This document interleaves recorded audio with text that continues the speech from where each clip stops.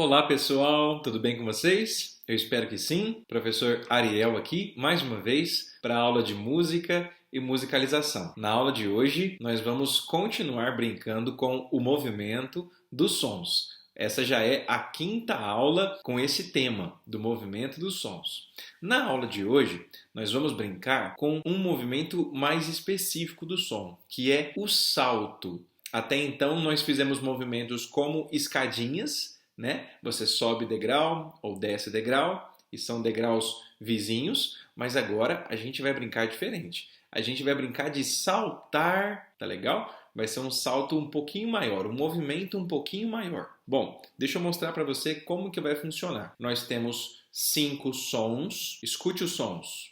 O 1, o 2, o 3, o 4 e o 5. 1, 2, 3, 4, 5.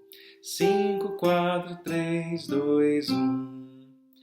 E eu vou saltar partindo do som número 1. Então, por exemplo, eu vou fazer o salto do 1 para o 2. 1, 2. Agora eu vou fazer do 1 para o 3. 1, 3. 1, 4. 1, 4, 1, 5, 1, 5. Mais uma vez.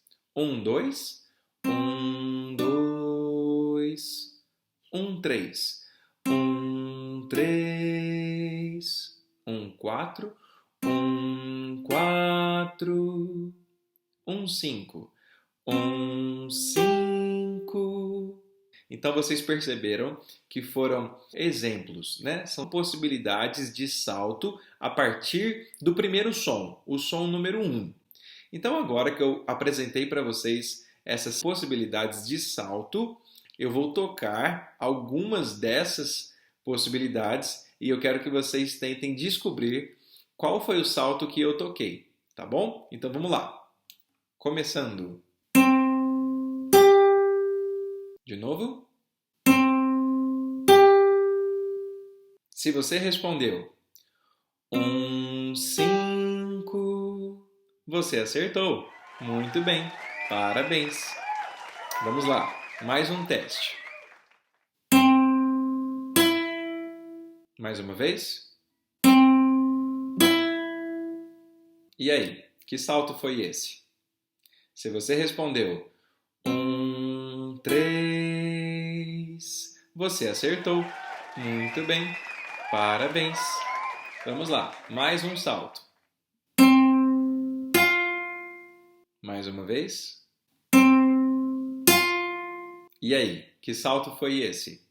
Se você respondeu 1, 4, você acertou. Muito bem, parabéns. Vamos lá, quinto e último salto. Vamos lá.